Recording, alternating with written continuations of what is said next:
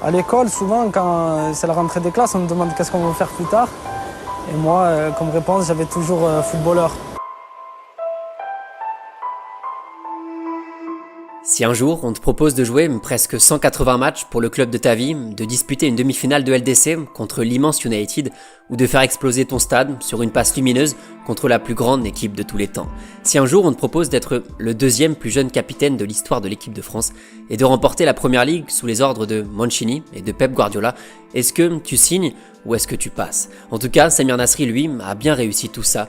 Et même si dans la mémoire et l'imaginaire collectif, on a tous en tête une carrière presque gâchée, la réalité est un peu différente. Bienvenue dans l'épisode 87 sur l'un des meilleurs joueurs de la génération 87, le petit prince du vélodrome, Monsieur Samir Nasri.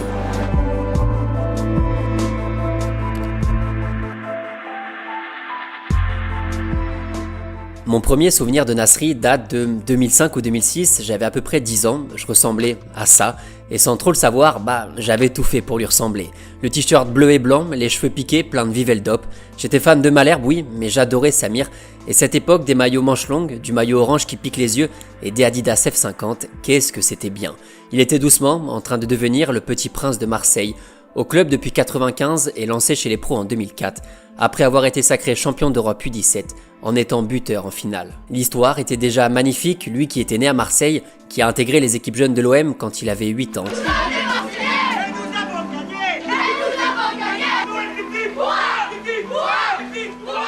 Et qui est désormais l'un des joueurs phares de l'effectif marseillais. Numéro 10 créatif, numéro 8 offensif, Samir, très tôt, a fait comprendre à tout le monde qu'il aimait le football et qu'il aimait surtout avoir le ballon dans les pieds, jouer, dribbler, s'amuser, faire briller les autres et son club de cœur. Faire ce qu'il fait à son âge, parce qu'on oublie toujours l'âge qu'il a. De faire ce qu'il fait à 19 ans, c'est magnifique. En 2007, l'étoile brille encore un peu plus avec le trophée de meilleur espoir de Ligue 1. Et la comparaison avec un autre gamin des quartiers marseillais est presque évidente. Même style, même poste, parents d'origine algérienne kabyle, Samir et Zinedine partagent beaucoup de choses, mais seul l'un des deux a vraiment joué à l'OM. Et surtout, Nasri adore Zidane, certes, mais son idole est un autre numéro 10. Diego Maradona, my idol, the best player of all time. Could win a game by himself. The most gifted and talented player that I ever seen. À l'époque, Nasri est vraiment le diamant de toute une ville. Son nom est scandé partout. Il vend 10 fois plus de maillots que tous les autres joueurs. Il inspire toute une nouvelle génération derrière lui. Après sa première pige en équipe de France, Samir continue sa marche en avant avec l'OM. En 2008, il est meilleur passeur du championnat et fait trembler plusieurs fois les filets à sa manière. Qui redresse avec la reprise.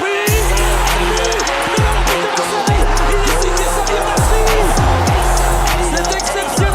Juste avant la mi-temps, Marseille qui prend la bataille. Pour Samir Nasri, le petit crochet. L'Olympique de Marseille. Il est signé Samir Nasri. Là vient mon deuxième souvenir. Après son arrivée à Arsenal à l'été 2008, Samir joue quelques matchs histoire de se mettre en jambes et marque dès sa première apparition au bout de 4 minutes de jeu. Il découvre aussi ce qu'est vraiment la Première Ligue, il se fait complètement découper par Joey Barton et puis vient le match contre Manchester United lors de la 12e journée. Durant toute la rencontre, Arsenal joue très bien au ballon, le Français marque le premier but du match et va doubler la mise juste après la mi-temps.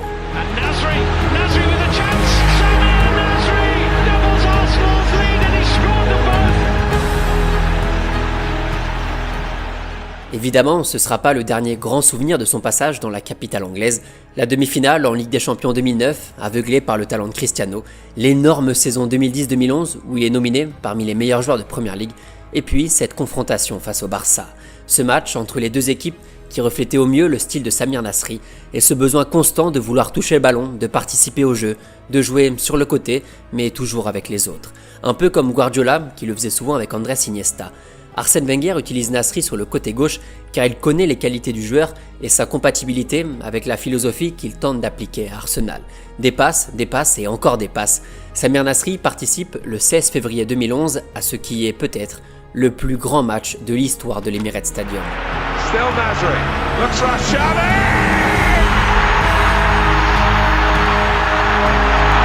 Wonderful play from Arsenal. Arsène Wenger's philosophy put into practice. Et puis, comment ne pas citer plusieurs de ses autres buts? Son slalom absolument phénoménal contre Porto, son doublé monstrueux contre Fulham. Here's Nasri again, beautifully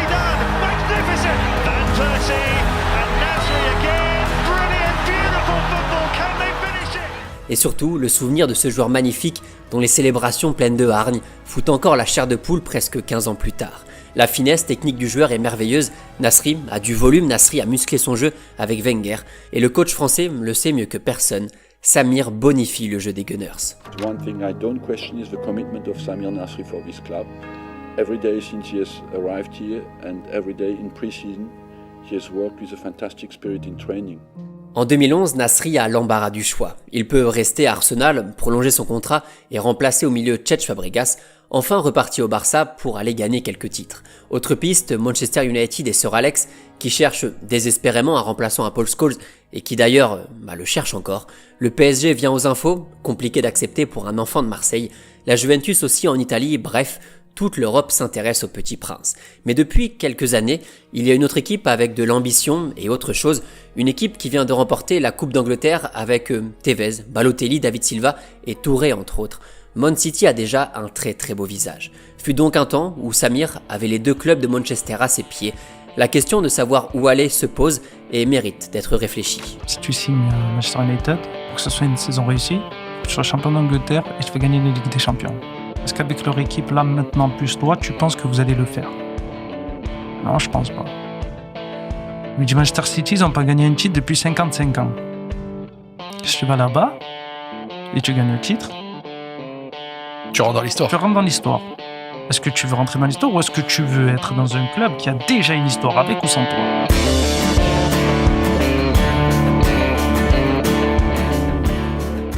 Après quelques semaines de battements, dont Samir a parlé chez Zach, le Français rejoint bien Manchester City contre 32 millions d'euros, un nouveau défi dans une équipe pleine d'ambition. Il retrouve là-bas un certain Patrick Vieira, adaptation plus facile, adaptation directe, avec le sourire. Yes, yes. Hey, clean my shoes because he loves them. Please. C'est là que vient pour moi le troisième souvenir. Roberto Mancini aligne souvent le même milieu, avec Barry et Touré à la récupération, David Silva sur le côté droit et Samir Nasri sur le côté gauche. Le français n'est pas trop dépaysé, puisque sur ce côté gauche, c'est Gaël Clichy, ancien camarade d'Arsenal, qui vient souvent dédoubler avec lui. Nasri est un peu plus dans l'ombre des stars à côté de lui. Agüero, David Silva et compagnie font une saison monumentale. Le français a bien fait de partir d'Arsenal, car dès la première saison, il est sacré champion d'Angleterre. It's something amazing, and I'm really happy. And I knew that I made the right decision. And tonight, I want to celebrate with all the fans who are here. Même si le français s'est mis à dos un club entier, puisque les supporters des Gunners l'ont eu un peu mauvaise après son transfert, le fait est que c'était le bon choix. À City, Nasri exprime toutes ses qualités et cette envie de jouer au ballon. C'est un excellent joueur de possession, c'est quelqu'un qui sait combiner face au bloc bas, et justement contre City, il y en a eu souvent. Tout ce que je montre ici, c'est surtout des actions lors de la saison 2013-2014, où Nasri joue parfois à gauche, parfois à droite. Il y a pas mal d'extraits disponibles sur YouTube, donc n'hésitez pas à aller jeter un coup d'œil. Ça permet vraiment de comprendre que Nasri en fait était tout sauf un joueur de statistiques et qu'il apportait beaucoup dans la fluidité du jeu des Citizens, dans les appels, les courses, dans ce qu'il proposait comme solution aux porteurs du ballon. Les Sky Blues sont de nouveau champions d'Angleterre, Nasri marque le but qui offre le titre à son équipe et en plus de ça, il envoie cet énorme parpaing en finale de la Coupe de la Ligue. Terrific turning point.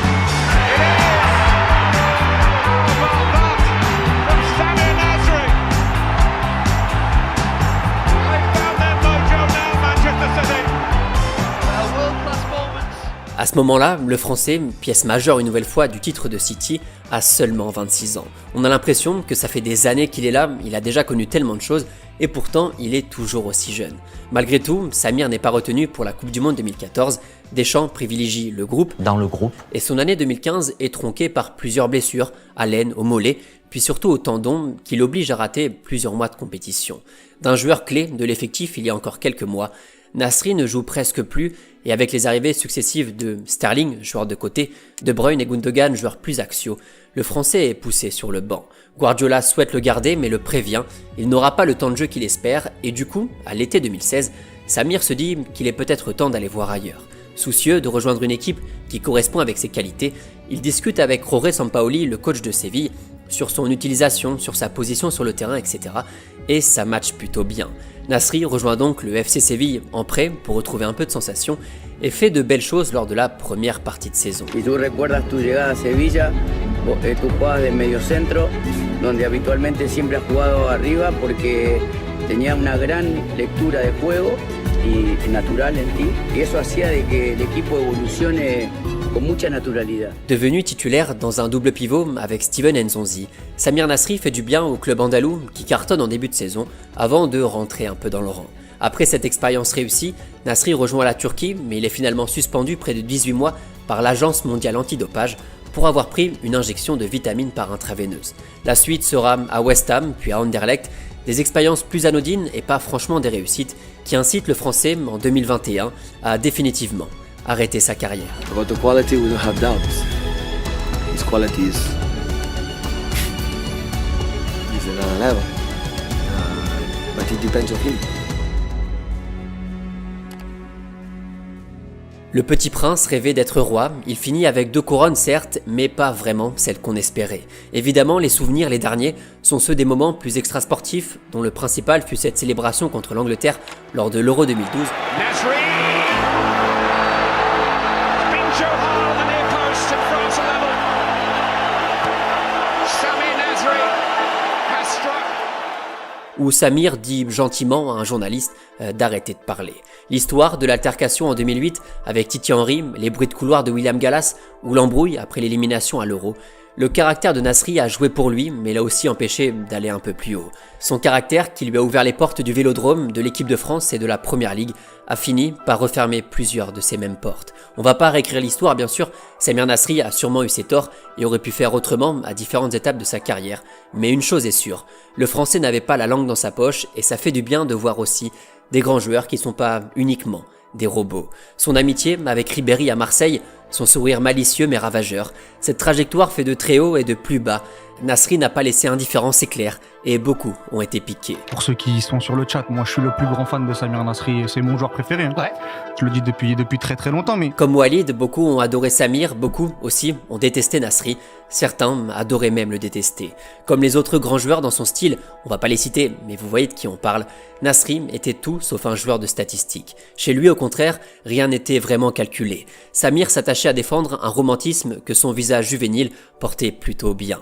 À l'image d'un OM séduisant, d'une équipe d'Arsenal prêchant le beau football et d'un City joueur, Nasri mettait ses F50 pour caresser le ballon avec. Un peu de douceur dans le toucher, un peu de violence dans la volée. Le Français, décidément, avait 2 facettes. Déjà, quand tu grandis dans un quartier, le football, c'est la première échappatoire que tu as, tu vois. Parce que tu descends en bas de chez toi, tu n'as pas besoin de grand-chose. Tu as besoin de 2 pulls que tu vas jeter par terre, tu vas faire une cage. Tu as besoin d'un truc rond pour jouer au foot. Et donc, depuis petit, je joue au foot. À 4 ans déjà, je jouais sous fausse licence à l'époque. Nasri, ça a été Séville, City, Arsenal, les plus grands clubs d'Europe, mais ça a surtout été l'Olympique de Marseille, depuis tout petit et pour toute la vie. L'OM n'a jamais été réputé d'ailleurs pour sortir des pépites de son centre de formation. Nasri a vraiment été l'exception qui confirme la règle. L'enfant de la Gavotte est né à Marseille et formé à Marseille, et il est resté. Les autres, la plupart, sont partis voir ailleurs. Lui a donné sa confiance à l'OM et le club lui a plutôt bien rendu.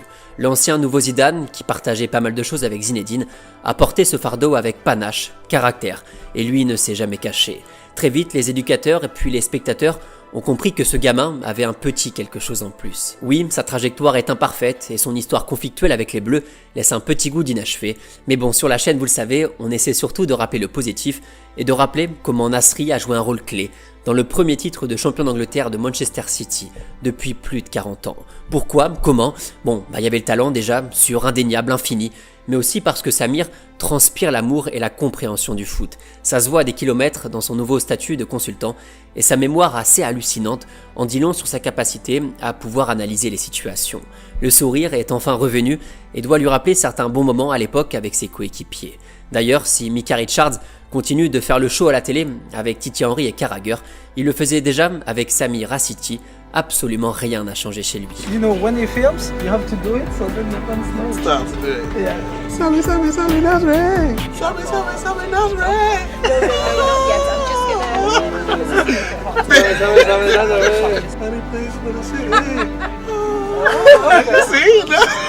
Voilà pour cet épisode 87, c'est un petit hommage que je voulais rendre à Nasri en complément de l'immense interview que Zach a fait avec lui. L'histoire d'un enfant de Marseille adulé au Vélodrome, adoubé en Angleterre, mais jamais vraiment prophète en son pays. Est-ce qu'on a assez profité du talent exceptionnel de Samir Nasri, de ce milieu qui pouvait faire tellement de choses avec le ballon? La réponse est sûrement non, et c'est trop tard pour revenir en arrière. Des éloges, Samir en a reçu, mais des critiques, des rumeurs, des bruits, Samir Nasri en a reçu aussi plein la tronche, alors que finalement, il était peut-être juste humain, comme tout le monde.